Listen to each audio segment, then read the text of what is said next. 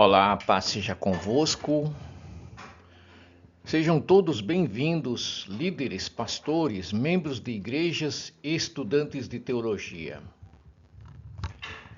E é com imensa honra e reverência que nos reunimos nesta ocasião para mergulhar em um dos temas mais profundos e essenciais da nossa fé, a essência da restauração, desvendando os conceitos de maldição, libertação e a conversão da alma.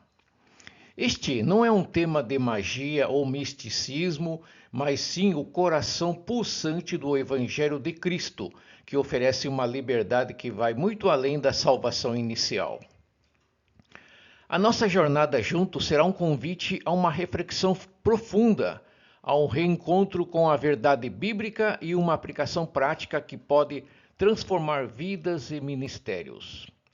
Em um mundo que clama por soluções instantâneas e receitas de bolo para problemas complexos, muitas vezes o ministério de libertação e aconselhamento espiritual tem sido distorcido e mal compreendido. De um lado, temos o perigo de naturalizar o espiritual, ignorando a realidade da guerra invisível e a influência que o inimigo pode ter em nossas vidas. Do outro, caímos na armadilha de espiritualizar o natural, atribuindo a demônios problemas que têm raízes em feridas emocionais, traumas, pecados não resolvidos e a própria natureza humana. A nossa proposta aqui é buscar um equilíbrio, uma abordagem que honre a soberania de Deus, a realidade do nosso inimigo e a nossa responsabilidade no processo de restauração.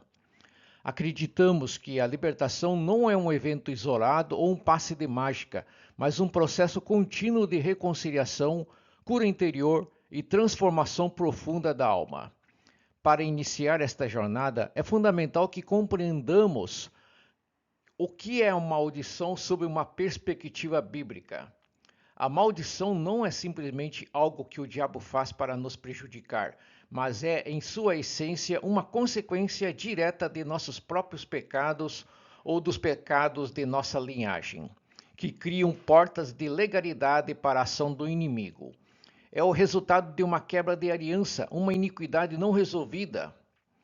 A Bíblia nos ensina que o pecado gera maldição e essa maldição pode se manifestar em nossas vidas de diversas formas. O nosso desafio é sermos como investigadores espirituais, buscando as raízes dos problemas que se manifestam em nossas vidas e nas vidas das pessoas que aconselhamos. Como a Bíblia nos ensina, somos uma árvore. Os frutos, que seriam sintomas, que vemos são apenas o reflexo das raízes, ou seja, as causas que estão escondidas. É aqui que entra o nosso diagrama do padrão, que seria um guia estratégico para a libertação espiritual. Esse diagrama é como um mapa que nos ajuda a navegar por essa jornada de descoberta e cura. O processo começa com a avaliação, onde buscamos identificar as portas de entrada para a maldição. Em seguida, partimos para o mapeamento, onde aprofundamos a investigação, buscando as raízes espirituais, sejam elas hereditárias, iniquidade, pessoais ou territoriais. O mapeamento não é uma caça às bruxas, mas um processo de humildade e arrependimento que nos leva a um entendimento mais profundo de nós mesmos. Após o mapeamento, entramos no processo de crucificação, onde aplicamos os princípios da cruz de Cristo para nos libertarmos das amarras do passado. A cruz não foi apenas um evento histórico, mas um processo terapêutico e redentor que deve ser vivido e aplicado em nosso dia a dia. É um processo de morte para o velho homem e de ressurreição para uma nova criatura em Cristo. O processo de crucificação envolve a decisão de seguir a Cristo, o arrependimento genuíno, a humilhação, a confissão, a restituição, ou seja, o conserto de erros, o perdão e a quebra de pactos e alianças. O ponto culminante deste processo é a cruz de Cristo. É o nosso fundamento, a base para a libertação duradoura. Na cruz, Jesus levou sobre si as maldições da lei, quebrou o poder do pecado e derrotou o diabo. Na cruz, nossa velha natureza foi crucificada com ele e em Cristo somos uma nova criatura. A verdadeira libertação não é apenas a expulsão de demônios, mas a santificação e a transformação de vida que vem da aplicação dos princípios da cruz em todas as áreas. No entanto, por que algumas pessoas não são libertadas? A resposta reside nas situações que inviabilizam uma libertação profunda. A libertação não é unilateral, ela requer a nossa participação ativa e o nosso compromisso total. A falta de arrependimento genuíno, o pecado não confessado, a falta de perdão, a iniquidade não reconhecida e o envolvimento com o ocultismo são alguns dos fatores que impedem uma libertação duradoura. A libertação está diretamente ligada à reeducação do nosso caráter e à transformação da nossa mente. O processo de avaliação é crucial para identificar esses obstáculos e guiar a pessoa em uma jornada de arrependimento, confissão e perdão que leva à liberdade total. A nossa apresentação, vamos explorar cada um desses tópicos em detalhes, vamos aprender a identificar os sintomas de maldição sem cair no misticismo, vamos aprender a mapear as raízes dos problemas espirituais, vamos entender como aplicar o processo de crucificação em nossas vidas. E mais importante, vamos mergulhar na profundidade da cruz de Cristo, que é a nossa única esperança e o nosso único caminho para a redenção completa. Esta é a nossa única chance de ir além do superficial e de mergulhar na essência do que significa ser um seguidor de Cristo. A restauração não é um destino, mas uma jornada, e cada um de nós é chamado a percorrê-la em busca da liberdade que Cristo conquistou para nós. Que esta apresentação seja uma ferramenta em suas mãos, um recurso para o seu ministério e um caminho para que você e as pessoas que você aconselha possam experimentar a plenitude da vida em Cristo. Oremos. Pai Celestial, em nome de Jesus Cristo, nos reunimos nesta hora com corações abertos e humildes. Agradecemos por tua presença, por tua palavra que é verdade e por teu Filho Jesus Cristo, que na cruz nos deu a vitória sobre a maldição, o pecado e a morte. Pedimos que o Espírito Santo nos guie, nos ilumine e nos dê discernimento para entender os conceitos que serão ministrados. Que esta apresentação não seja apenas um acúmulo de conhecimento, mas uma revelação que transforme nossas vidas e ministérios. Que tu quebres toda barreira, todo cativeiro e toda incredulidade que possa nos impedir de receber a plenitude da tua verdade. Que cada palavra proferida seja ungida pelo teu Espírito e que a tua glória se manifeste em nosso meio. Que sejamos um povo livre e restaurado para a honra e glória do teu nome, em nome de Jesus Cristo. Amém. É uma imensa alegria e um privilégio compartilhar este espaço com vocês. Hoje vamos falar de algo que toca o coração da nossa fé, um tema que a igreja precisa resgatar com urgência. Não vamos falar de teoria, mas da essência da restauração. Não é uma palestra sobre religião, mas sobre a vida. Frequentemente, quando pensamos em maldição, nossa mente nos leva a cenários distantes, a algo místico ou até medieval. E quando pensamos em libertação, imaginamos eventos únicos e dramáticos como se fosse um passe de mágica que resolve tudo. Mas eu lhes pergunto, e se eu dissesse que a restauração é o verdadeiro coração da experiência cristã?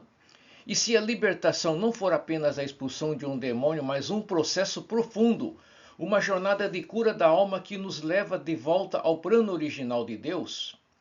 Para nos guiar, vamos usar um mapa, um guia estratégico que chamo de diagrama do padrão. Ele é uma bússola, não uma fórmula. Ele nos ajudará a navegar pelas complexidades dos desafios que muitos de nós e as pessoas que servimos enfrentamos diariamente. Sabe aqueles problemas recorrentes que parecem não ter uma explicação lógica? A doença hereditária que médicos não conseguem diagnosticar? A luta financeira que se repete a cada geração? O ciclo de divórcios que parece ser uma marca da família? Estamos aqui para entender que esses sintomas não aparecem do nada.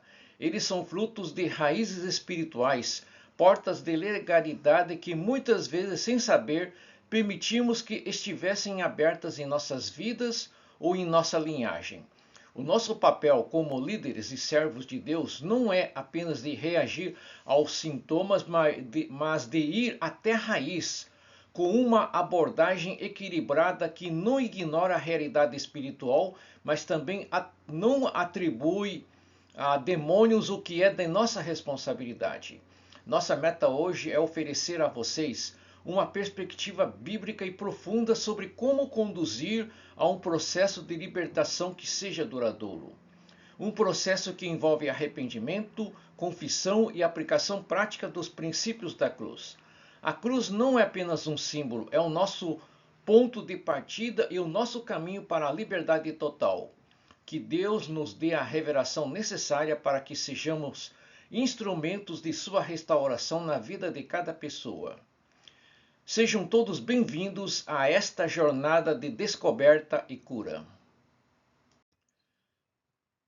Dando a continuidade à nossa jornada, vamos agora aprofundar os conceitos que são a espinha dorsal de todo o nosso entendimento sobre restauração. A maldição, seus sintomas e suas causas. A primeira coisa que precisamos fazer, e talvez a mais crucial, é definir o que é maldição sob uma perspectiva estritamente bíblica, desmistificando o assunto de vez. Em um mundo onde a espiritualidade é frequentemente confundida com misticismo e onde muitos buscam soluções em amuletos, simpatias ou rituais, é nossa responsabilidade como cristãos apresentar a maldição pelo que ela realmente é. Não um ato de feitiçaria, mas uma consequência espiritual direta da quebra das leis e princípios divinos. A maldição é biblicamente um estado de separação de Deus, um resultado dos nossos pecados ou dos pecados de nossa linhagem que criam o que chamamos de portas de legalidade para que o inimigo atue em nossas vidas. Pense nisso não como um feitiço jogado contra nós, mas como a colheita de uma semente plantada, seja por nós ou por nossos antepassados. Essa compreensão é vital para nos diferenciarmos de abordagens puramente místicas. A maldição não é algo que o diabo faz para nos prejudicar. Ela é a consequência que permitimos ao dar a ele um direito legal através do nosso pecado. Em outras palavras, somos co-criadores da nossa maldição por meio das nossas escolhas ou da iniquidade da nossa linhagem. O nosso papel, portanto, não é apenas o de lutar contra o diabo, mas o de fechar essas portas por meio do arrependimento e da aplicação da obra de Cristo na cruz. Uma vez que entendemos essa definição, fica mais difícil identificar os sintomas de fica mais fácil identificar os sintomas de maldição. Estes são os frutos que vemos em nossas vidas e ministérios que nos levam a perguntar: por que isso está acontecendo de novo? É importante ressaltar que nem toda dificuldade é um sintoma de maldição. Às vezes, um problema financeiro é resultado de má administração e uma doença pode ser puramente natural. O nosso desafio é discernir entre o natural e o espiritual. Quais são, então, esses sintomas? Eles são padrões recorrentes e inexplicáveis. A primeira categoria que observamos são as enfermidades crônicas e hereditárias. Não estamos falando de uma gripe, mas daquela doença que não tem um diagnóstico claro, que se repete em várias gerações da família. Pense em diabetes, câncer, problemas cardíacos que parecem pular de geração em geração. Outro sintoma comum são os problemas familiares e financeiros recorrentes, divórcios que se repetem, conflito entre irmãos que nunca são resolvidos, ou uma luta contínua com a escassez. Não importa o quanto se trabalha. A pessoa trabalha, se esforça, mas o dinheiro parece escoar pelos dedos. Outros sintomas podem ser ainda mais complexos, como um dom ministerial contaminado, onde a pessoa serve a Deus, mas o faz com dons que têm raízes em práticas ocultistas. Falamos também de uma situação crônica de perdas repentinas, acidentes e cirurgias frequentes, ou em casos mais extremos, o fracasso crônico associado a um histórico de suicídios na família ou ira incontida associada a homicídios. Em cada um desses casos, não estamos simplesmente lidando com um problema físico ou psicológico, estamos lidando com um padrão espiritual que precisa ser quebrado. Após a identificação dos sintomas, o passo crucial é aprofundar nas causas de maldição. O que abriu essas portas de legalidade? Nossos anexos nos dão 3 respostas principais: a iniquidade, a quebra de alianças e a idolatria. A iniquidade não é o pecado em si, mas a raiz, a propensão para o pecado. É o pecado que se torna crônico e se repete de geração em geração. É o pecado dos pais que tem consequências sobre os filhos, como nos ensina a Bíblia. A quebra de alianças, como o divórcio, quebra de contrato e de promessas, também abre portas para o inimigo. E por fim, a idolatria, que é qualquer coisa que toma o lugar de Deus em nossas vidas. Seja dinheiro, poder, fama ou até mesmo a religião, é uma causa direta da maldição. Tudo isso nos leva a uma distinção fundamental que precisamos fazer como conselheiros e líderes: a diferença entre espiritualizar o natural e naturalizar o espiritual. O primeiro é o perigo de atribuir a demônios o que tem uma causa puramente natural: a preguiça, a falta de disciplina, a má administração. O segundo e igualmente perigoso é o de ignorar a dimensão espiritual dos problemas, tratando tudo como se fosse apenas uma questão de psicologia ou de má sorte. O nosso desafio é encontrar o equilíbrio, discernir a raiz do problema para que possamos oferecer a solução correta, a libertação que vem pela cruz de Cristo. Esta sessão é o nosso alicerce. Sem entender esses conceitos, o restante da nossa jornada perde o sentido. Que possamos, a partir daqui, construir uma base sólida para a restauração que Deus deseja para nós e para aquele que Ele nos confiou. Depois de estabelecermos os conceitos fundamentais sobre maldição, sintomas e causas, vamos agora para a parte mais prática e eu diria a mais delicada do nosso trabalho, o processo de aconselhamento e mapeamento espiritual. É vital entender que a libertação genuína não é um evento isolado, mas o ponto final de um processo de cura. É a ponte entre a maldição e a liberdade, é o aconselhamento. O aconselhamento, na sua essência, é um processo de discipulado que visa trazer à luz as raízes espirituais de problemas que se manifestam na vida de uma pessoa. Não é apenas uma conversa de gabinete, mas uma jornada de humildade e arrependimento.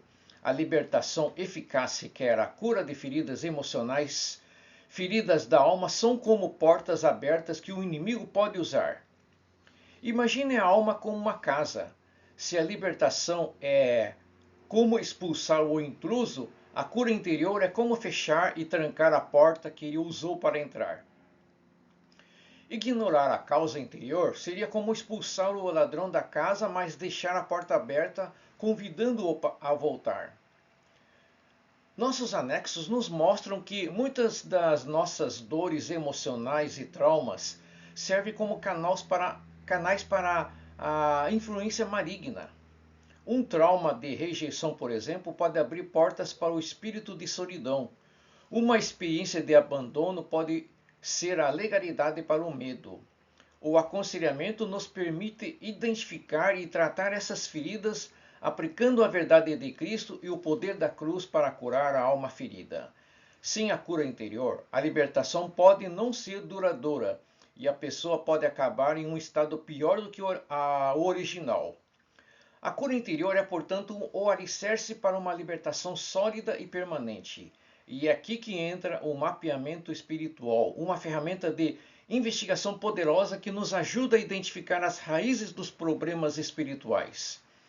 O mapeamento não é uma caça às bruxas, nem uma tentativa de descobrir segredos obscuros ou de adivinhar o passado. É um processo de humildade e arrependimento que nos leva a um entendimento mais profundo de onde viemos, o que somos e para onde vamos. É um processo de oração, escuta e principalmente de fazer as perguntas certas. O nosso objetivo com o mapeamento é entender as portas de legalidade que foram abertas. O mapeamento nos ajuda a identificar se a raiz do problema é hereditária, ou seja, iniquidade, ou pessoal, ou seja, pecados e traumas pessoais, ou territorial, influências do ambiente onde a pessoa vive. Através de perguntas estratégicas, o aconselhado é levado a se lembrar de eventos, traumas e pecados que podem ter aberto essas portas. Por exemplo, em casos de maldição hereditária, o mapeamento nos ajudará a descobrir se houve envolvimento com ocultismo, idolatria ou quebra de alianças nas gerações passadas. Em casos de problemas pessoais, o mapeamento nos ajudará a identificar feridas de rejeição, abandono, abuso ou pecados que a pessoa cometeu e que deram legalidade ao inimigo. O mapeamento é um processo terapêutico e redentor que nos permite aplicar a obra de Cristo de maneira precisa e direcionada. Não se trata de uma simples oração de libertação, mas de um processo de reeducação do caráter e da mente. Aqui é importante ressaltar que o mapeamento não é para o conselheiro, mas para o aconselhado. O papel do conselheiro é de guiar, mas o processo de arrependimento e confissão deve vir do coração do aconselhado. É ele quem precisa se humilhar diante de Deus, confessar pecados, os seus pecados e renascer. O mapeamento nos leva a entender que somos responsáveis por nossas escolhas, mesmo que tenhamos herdado as consequências dos pecados de nossos pais. Os nossos anexos nos falam sobre a lei da responsabilidade que nos torna responsáveis por quebrar os ciclos de pecado e de maldição em nossas vidas. A libertação não é passiva, mas ativa. Requer a nossa participação, o nosso arrependimento e o nosso compromisso em aplicar os princípios da cruz em nossa vida. Em suma, o processo de aconselhamento e mapeamento é a ponte para a liberdade, é a ferramenta que nos permite ir além do superficial, tratar as feridas da alma, fechar as portas da legalidade e conduzir a um processo de libertação que é duradouro. É um processo que nos leva a uma nova identidade em Cristo, onde somos livres para viver a vida abundante que Ele conquistou para nós na cruz. Líderes, pastores, estudantes de teologia, chegamos agora ao ponto central da nossa jornada. Após termos explorado o terreno complexo da maldição, dos seus sintomas e das causas, e de termos aprendido a mapear as raízes espirituais dos problemas, olhamos agora para a única e eterna solução para a nossa condição, a cruz de Cristo. Este não é apenas o ponto culminante do nosso estudo, mas o cerne de toda a nossa fé e a fonte de toda a nossa libertação. Para a maioria das pessoas, a cruz é um evento, um símbolo de amor sacrificial e de sofrimento. E de fato, é tudo isso. Mas se limitarmos a nossa compreensão a essa visão, perdemos a essência transformadora do que a cruz realmente representa para a nossa restauração. A cruz não é apenas um evento histórico que olhamos com reverência. processo terapêutico e redentor que deve ser aplicado em nossa vida diariamente. A crucificação de Jesus não foi o fim da jornada, mas o início de um novo caminho que somos chamados a trilhar. A Bíblia nos mostra que a cruz não é algo que apenas olhamos, mas algo que vivemos. O apóstolo Paulo, em Gálatas, capítulo 2, versículo 20, declara: Já estou crucificado com Cristo e vivo, não mais eu, mas Cristo vive em mim. E a vida que agora vivo na carne, vivo-o na fé do Filho de Deus, o qual me amou e se entregou a si mesmo por mim. Irmãos, esta é a essência. A libertação verdadeira e duradoura é impossível sem a nossa identificação com a morte e ressurreição de Cristo.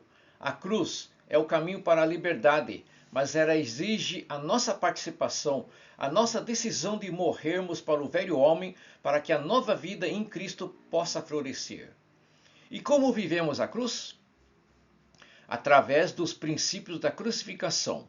Estes princípios são como os degraus de uma escada que nos levam da escravidão à liberdade. O primeiro degrau é a decisão. A libertação começa com uma decisão consciente, um ato de vontade de tomar a nossa cruz e de seguir a Cristo. O Salvador nos convida a segui-lo e a morrer para o nosso eu todos os dias. Esta não é uma decisão baseada em sentimentos, mas em uma submissão total ao senhorio de Cristo. O segundo degrau é o arrependimento genuíno. O arrependimento não é apenas um sentimento de culpa ou remorso, mas a metanoia, a mudança radical de mente e de atitude que nos leva a uma mudança de vida. É um reconhecimento de que vivemos de forma contrária à vontade de Deus e uma decisão de mudar de direção. Um arrependimento que não leva à mudança é como uma semente plantada em solo estéril. Não produzirá fruto. Isso nos leva ao terceiro princípio, a confissão. A Bíblia nos ensina que a confissão é a chave que destranca a porta da libertação. Confessar nossos pecados a Deus nos garante o perdão e a purificação. Mas em alguns casos, a confissão a outros, como a um conselheiro ou a uma pessoa que ofendemos, é essencial para que a cura e a restauração sejam completas. Mas a confissão não pode ser vazia. O quarto princípio, a restituição, é a prova visível e palpável do nosso arrependimento. A restituição é o conserto de erros. Se roubamos, devemos devolver. Se difamamos, devemos pedir o perdão e restaurar o nome da pessoa. Sem restituição, a confissão pode ser um mero jogo de palavras, uma tentativa de manipular a Deus. Em Lucas 19, a história de Zaqueu nos mostra que a restituição é um sinal claro de uma conversão genuína e completa. O quinto princípio, e talvez o mais difícil para muitos, é o perdão. O perdão é a decisão de liberar a outra pessoa da dívida que ela nos deve. Mesmo que ela não tenha pedido perdão, é um ato de obediência a Deus e não um sentimento. A falta de perdão é uma das maiores portas de legalidade para o inimigo, pois nos aprisiona em uma cadeia de amargura, ódio e ressentimento. Jesus nos ensina em Mateus 18 sobre o servo que não perdoou a dívida de seu companheiro e que por isso foi entregue aos atormentadores. A falta de perdão nos dá a sensação de justiça, mas na realidade nos entrega uma maldição de opressão. A libertação verdadeira é impossível para um coração que se recusa a perdoar. O sexto princípio é a renúncia. Renunciar é um ato deliberado de dizer não ao pecado, ao nosso eu e às coisas que nos afastam de Deus. É um processo de se separar todas as influências, hábitos e práticas que não honram a Cristo. A renúncia é a morte do eu e o início da vida de Cristo em nós. Por fim, o sétimo princípio é a quebra de pactos e alianças. Muitas maldições são resultado de pactos, promessas e alianças feitas por nós ou por nossos antepassados com o ocultismo, a idolatria ou o pecado. Quebrar esses pactos e alianças em nome de Jesus é essencial para fechar as portas que o inimigo tem em nossas vidas. Tudo isso nos leva à grande verdade que é o fundamento da nossa libertação, a cruz de Cristo. A cruz não é apenas um lugar de sofrimento, mas é o único lugar onde a maldição da lei foi quebrada. Nossos anexos nos ensina que em Gálatas, capítulo 3, versículo 13 a 14, a Bíblia afirma que Cristo nos resgatou da morte da lei, fazendo-se maldição por nós, porque está escrito: maldito todo aquele que for pendurado no madeiro, para que a bênção do Abraão chegasse aos gentios em Jesus Cristo. Na cruz, Jesus se tornou maldição por nós, levando sobre si todas as maldições, para que pudéssemos receber a bênção de Abraão em Cristo. Na cruz, o poder do perdão, na cruz, o poder do pecado foi quebrado e a derrota do diabo foi selada. Ele não tem mais direito legal sobre nós, a menos que nós mesmos lhe demos esse direito. A cruz é a nossa vitória. É nela que encontramos a verdadeira identidade em Cristo, onde somos uma nova criatura, onde nossa velha natureza foi crucificada com Ele, Jesus Cristo. A libertação verdadeira não é apenas a expulsão de demônios, mas a santificação, a transformação de vida e a reeducação do caráter. É o resultado de uma vida vivida sob o senhorio de Cristo, onde a nossa velha natureza foi crucificada com Ele e onde vivemos como uma nova criatura livre do poder do pecado e da maldição. A cruz é a nossa vitória, a cruz é a nossa liberdade, a cruz é a nossa esperança. E que a partir de hoje a cruz não seja apenas um símbolo, mas não seja apenas um símbolo para nós, mas um processo vivo que aplicamos diariamente em nossas vidas para a honra e glória do nosso Deus. Amém. Após termos percorridos os caminhos complexos da maldição, dos sintomas, das causas, de termos encontrado a única solução na cruz de Cristo, é natural que uma pergunta crucial se levante em nossos corações e em nossos ministérios. É uma pergunta que, creio, já atormentou a cada um de nós em algum momento. Por que algumas pessoas, mesmo após passarem por um processo de oração e libertação, não são libertas de forma completa e duradoura? Esta é a pergunta que nos leva à nossa sessão final, a avaliação e fechamento. E a resposta para ela, meus amigos, líderes, irmãos, pastores, não está na falta do poder de Deus. O poder de Deus é ilimitado. A resposta reside nos obstáculos que muitas vezes as próprias pessoas levantam em seus corações. A libertação não é um passo de mágica unilateral. Era um processo de parceria divina que exige a nossa colaboração, a nossa humildade e o nosso compromisso. Se a pessoa que busca a libertação não está disposto a remover os obstáculos, o processo se torna inviável e a porta de legalidade que deveria ser fechada permanece aberta. Em nossos anexos, com sabedoria, nos apresentam uma lista de 10 fatores que impedem uma libertação profunda. Vamos nos concentrar nos mais essenciais, que são, na verdade, os pilares do nosso processo. O primeiro e mais fundamental obstáculo é a falta de arrependimento genuíno. O arrependimento não é apenas um sentimento de tristeza ou um pedido de desculpas. É a metanoia, a mudança radical de mente e de coração que resulta em uma mudança de vida. Se a pessoa que busca a libertação não está disposta a abandonar o pecado, a libertação, mesmo que momentânea, não se sustentará. É como tentar curar uma ferida enquanto se continua a machucar. A libertação verdadeira requer que o indivíduo assuma a responsabilidade por suas escolhas e decida de forma ativa abandonar o caminho do pecado. O segundo obstáculo, intimamente ligado ao primeiro, é o pecado não confessado. A Bíblia é clara. O pecado oculto da legalidade é o inimigo.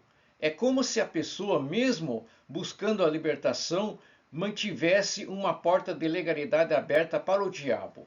O segredo é um cárcere espiritual. A confissão, por outro lado, é a chave que nos liberta desse cárcere. Ela nos alinha com Deus, nos purifica e remove a legalidade do inimigo. A libertação se torna inviável quando a pessoa, por vergonha, medo ou orgulho, se recusa a confessar e a expor o pecado que a aprisiona. O terceiro e talvez um dos maiores obstáculos é a falta de perdão. A falta de perdão é uma cadeia que nos prende, mas que nos dá a ilusão de poder e de justiça. O ressentimento, a amargura e o ódio são emoções que, embora pareçam justas, são venenos que corroem a alma e abrem as portas para a opressão demoníaca. A falta de perdão é a arma mais poderosa que o inimigo tem contra nós.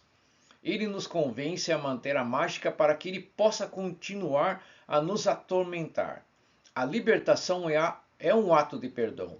Quando perdoamos, não estamos liberando a outra pessoa da culpa, mas estamos liberando a nós mesmos das cadeias da amargura. Outros obstáculos cruciais que também precisam ser avaliados são a iniquidade não reconhecida, a quebra de alianças e o envolvimento com o ocultismo. É fundamental que no processo de aconselhamento a pessoa seja confrontada com a herança espiritual de sua linhagem e com as alianças que foram quebradas, seja por ela mesma ou por seus pais. O envolvimento com o ocultismo, por menor que seja, é uma das portas de legalidade mais séria e precisa ser confessado e renunciado em nome de Jesus. A partir dessa avaliação, percebemos que a libertação não é um evento, mas um processo que culmina na reeducação do caráter e na transformação da mente. A verdadeira liberdade não é apenas a ausência de um demônio, mas a presença e o domínio de Cristo em nossa vida. É a transformação da nossa mente e do nosso coração para que pensemos, sintamos e hajamos de acordo com a palavra de Deus. Em Romanos 12,2, o apóstolo Paulo nos exorta a não nos conformarmos com este mundo, mas a nos transformarmos pela renovação da nossa mente. A libertação é, portanto, um processo de mudança, de reeducação. É aprender a viver de acordo com nossa nova identidade em Cristo. É aprender a viver livre do pecado, da culpa, da vergonha e da maldição. É um processo que requer a nossa participação ativa, o nosso compromisso diário com a palavra de Deus, a oração e a busca pela santidade. E assim chegamos à conclusão da nossa apresentação. Quero deixar um convite a cada um de vocês. O tema, a essência da restauração, não é apenas para ser ouvido, mas para ser vivido. A restauração não é uma teoria, mas um processo de viver a nossa identidade em Cristo. É aplicar o poder de cruz em todas as áreas da nossa vida. A cruz não é apenas a nossa redenção, mas o nosso caminho para a liberdade total. Que cada um de nós saia daqui com um novo entendimento sobre a libertação e sobre o nosso papel nesse processo. Que sejamos instrumentos de Deus capazes de guiar as pessoas de volta à cruz, onde toda maldição é quebrada, onde o pecado é perdoado e onde a restauração da alma se torne uma realidade. Que a restauração de Deus seja marca de nossos ministérios e canção de nossas vidas. Irmãos e irmãs, líderes e estudantes, pastores, chegamos ao fim da nossa apresentação. Espero que esta breve jornada tenha lançado uma nova luz sobre o tema complexo e vital da restauração.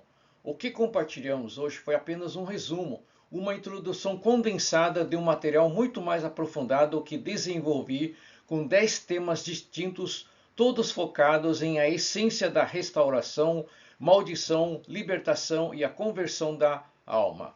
O nosso objetivo principal, como mencionei no início, foi desmistificar os conceitos de maldição e libertação, ancorando-os em uma abordagem puramente bíblica. Buscamos mostrar que a verdadeira restauração da alma e não um misticismo distante é o cerne da vida cristã. O que vimos hoje foi a ponta do iceberg. Cada tópico que abordamos na nossa apresentação corresponde a um dos 10 temas do meu material completo. O que hoje foi uma introdução no material detalhado é o primeiro tema onde aprofundo a visão da restauração como o cerne da experiência cristã. O tema de aconselhamento e cura interior, que hoje foi apenas um segmento, é o segundo tema do meu material, onde abordo a interconexão entre o aconselhamento e a libertação e a lei da herança e da responsabilidade. O terceiro tema é sobre as situações que inviabilizam uma libertação profunda. O quarto tema apresenta o diagrama do padrão como um guia estratégico. O quinto tema detalha os sintomas da maldição. O sexto tema é um guia prático para o processo do mapeamento espiritual. O sétimo tema aborda as causas espirituais da maldição.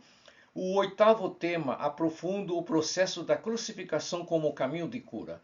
O nono tema é uma exploração profunda da cruz de Cristo como a base para a verdadeira libertação. E por fim, o 10º tema é o processo de avaliação, onde examinamos os fatores que impedem a libertação. Convido a todos a buscarem esse material para aprofundarem seus conhecimentos e para se tornarem instrumentos ainda mais eficazes nas mãos de Deus.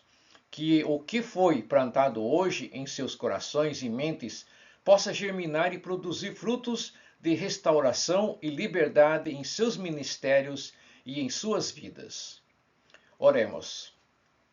Pai Celestial, em nome de Jesus, nosso Senhor e Salvador, queremos te agradecer por este momento, por esta apresentação.